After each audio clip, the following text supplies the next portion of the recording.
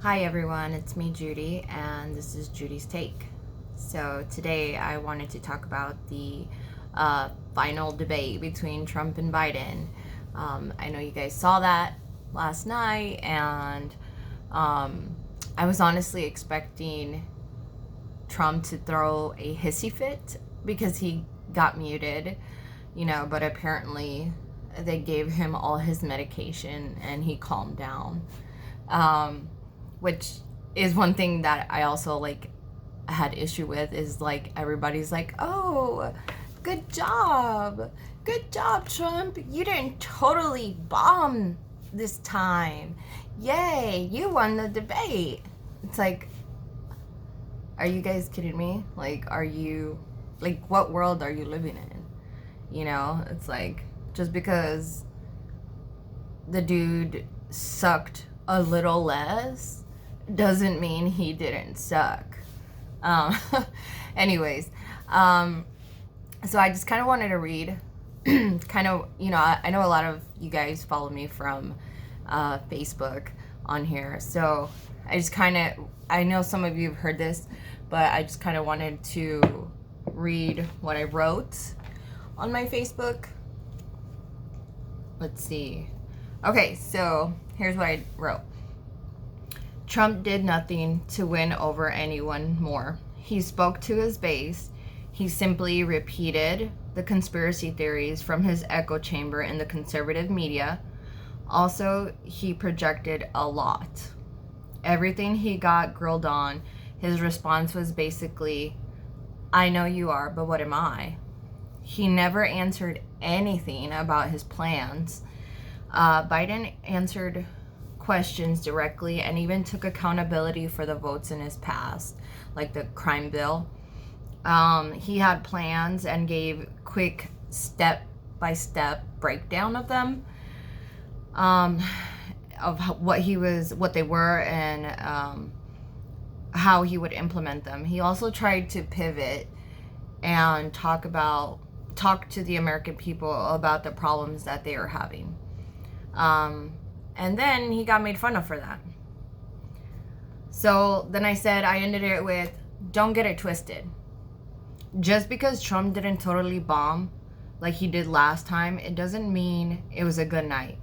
And then I said, my prediction right here, and you can mark my words here, Biden will win by a landslide. And I honestly believe that, because I'm just looking at, it's basically what I've done this whole election season through the primaries. Everybody gave me crap, and I ended up being right, because it's just very obvious when you look at it. There hasn't been much movement in the polls. We can sit here and we can say, oh, but what about 2016 and blah, blah, blah, blah. And it's like, okay, well, that was a different time and the polls sucked then, and people have changed up their methodology and they're actually doing it accurately. And if you need proof of that, just look at the primaries. I mean, they were the polls were actually very conservative. They put Biden less even than what he actually ended up getting. I remember before the South Carolina, they had him up, I think the last poll, the night or 2 nights before, he, swept the floor there. They had him at 15 or 20 points ahead, and he ended up coming in at 30 some points ahead. So that's just for reference for those of you who have forgotten about the primaries, because those were pre-COVID, so that seems 10 years ago, but I guess my point is that the polls have been very accurate. They have been, and like I said, they've even been more conservative. I think they're being very careful. So what that tells me is, if you obviously you can't look at just one poll or whatever, but if you take them all together, they've all been consistent. And that's how Joe Biden has been. Like, he has just been at the top consistently, and it hasn't moved. And if anything, the gap has widened little by little by little between him and Trump. And you really saw that after the first debate that, excuse me, my bad. But you saw that after the first debate where Trump like totally bombed. He was just being a child. And Biden's lead went from 7-point national lead to 14 or 15-point national lead. So after the debate, it doubled. And so he got a really huge bump after that. Now, obviously, that is going to tighten up, but I think overall he's going to stay around the set between. He's always been, even when he was in the primaries, when they would poll like which one of the primary candidates would beat Trump or whatever. Well, Biden always polled between a 7 and a 10%. And if you noticed, he is still polling that much. Now, it might be doubled than that, but in the last few weeks here. Now, as far as the debate last night, there was a couple of things that like people have in the media have sat here. I've listened to them, and they just kind of repeat the same things over and over and over. They said, like, okay, so everybody's like dinging Biden about the whole oil thing. And when they replayed the things that Biden has said about oil, I'm like, okay, where is the discrepancy here? Because he hasn't really changed what he has said, that he's going to phase them out. I think what people are like, they're dinging him on semantics, where he's like, oh, I'm for fracking, or I'm going to end the oil companies or whatever. Well, okay, whatever. You guys want to argue semantics, but that man has never said anything different as far as like the actual plan, that he's planning on phasing it out. That's what it is. You know, I misspeak all the time, and it's really annoying when people take it out of context and then they're like, oh, you said this instead of this, and it's literally like one word difference, and I'm like, seriously, you know what the hell I'm trying to say, you know? So, but whatever, you know, that's what it is. That's all they really got on him. And you know, of course Trump is gonna run with it, but honestly, I don't think it's gonna make much of a difference. I think like what people aren't focusing on is, you know, they had all those focus groups right after, or during, I mean, and like, it was funny, the CNN one, not one single person, not one thought that Trump won the debate. Not one. And now obviously those are like what, 12 people or something, so it's very small, but honestly it is a small reflection, you know, of the totality of how people saw it. And then when, you know, you seen all the polls thereafter, it showed that, you know, obviously not 100% thought, you know, whatever, but not everybody thought that Biden won. However, he did have the majority. So I guess what I'm trying to say, they were in North Carolina, and what I'm trying to say is that I think that they are not giving Biden as much credit as, you know, they did this all through the primaries. I don't know what it is. Like, people just, they keep not believing in the real enthusiasm that there is out there for Biden. I mean, people are really excited, and they don't believe it because they surround themselves with their few friends who are like, oh, well, I hate Trump, and I don't really like Biden, but, you know, of course I'm gonna vote, but I'm not excited. And it's like, whatever, those, you guys don't even freaking matter. Like, you guys are like such small portion, and probably the only reason that you're even voting for him is literally because you would be shamed to no other if you didn't vote, just like you were last time. That's why you're still saying it's not my fault. It's not my fault because I didn't vote. Actually, it is, because millions of you same people didn't vote, you know. But anyways, whatever. That's the last time. I'm glad you guys are getting out there. Which reminds me, in full disclosure here, I voted on, what was it, Tuesday? Today is Friday. I voted on Tuesday, and it felt fantastic to see Joseph R. Biden on my ballot. I went in person here in Omaha, Nebraska, and it was crazy, man. Like, I've never seen that many people. I've never seen that many people out to vote, especially early voting. Never. Like, I thought in the midterms when I seen a lot of people, I was like, man, this is wow. You know, there's going to be a blue wave here. And, you know, a lot of, and it turned out to be true, you know, and I think it's still going. And it's, especially with the virus and everything. Honestly, I think people are just tired of Trump. Like, that's just what it is. Like, they're tired. Like, even conservatives, like, they may not say it out loud, but they do think that. Like, they're sitting there and they're tired of this dude.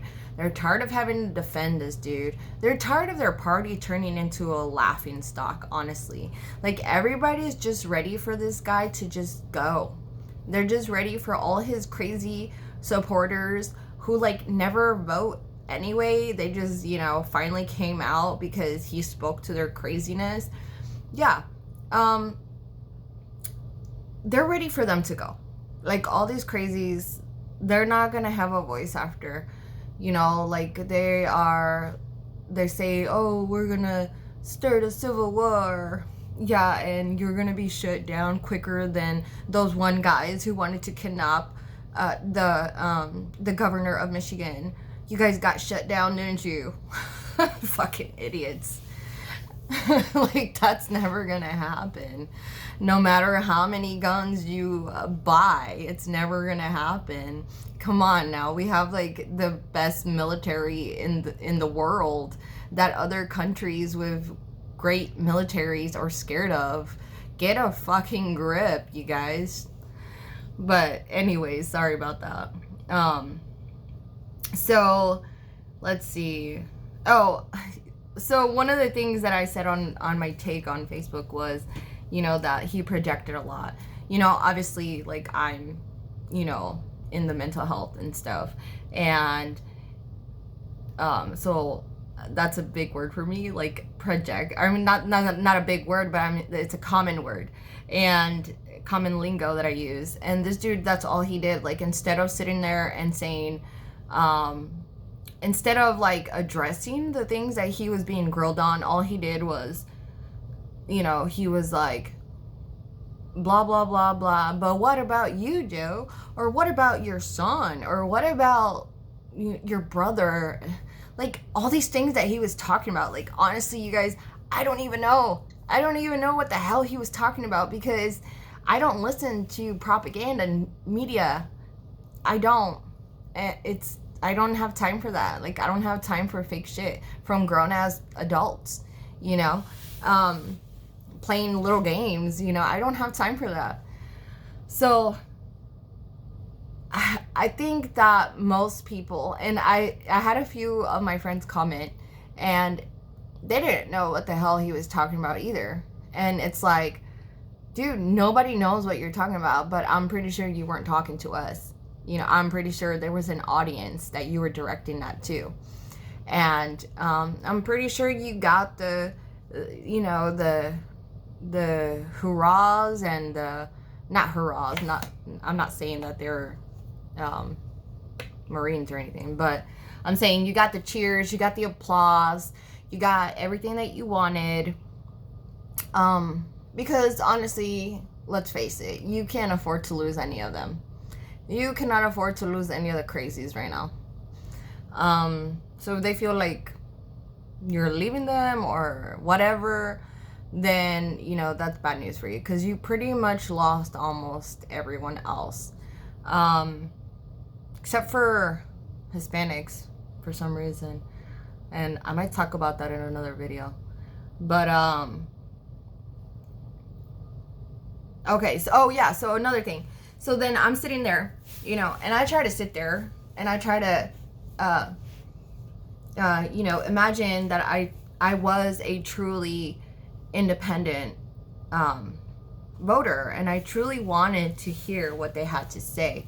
You know, like maybe, you know, I hear stuff here and there on Facebook or Twitter or whatever. Like maybe my friends say this and that, and you know, I just truly wanted to hear what they all have to say, what they both have to say, which is crazy to me, but you know, they're still out there. So I sit there and I try to imagine I'm that person, you know, and as I'm sitting here and I'm watching this debate last night, all I could think about, like the feeling, like I tried to be in tune with what I was thinking, what I was feeling, what was coming in, what was going out, you know, and all I could think of was, man, this dude is annoying, you know, like he rambles on, he doesn't answer any of the questions. I really want to know, what are his plans, you know?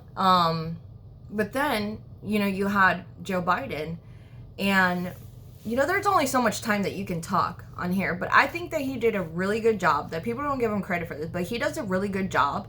And he's done it better and better as the debates have gone on, you know, as, you know, the primaries and now the general, but he's done a better and better job of actually being able to elaborate on his thoughts, on his plans. I mean, to be able to like give a quick breakdown of what they are and how he's going to implement them. If you guys remember at the beginning of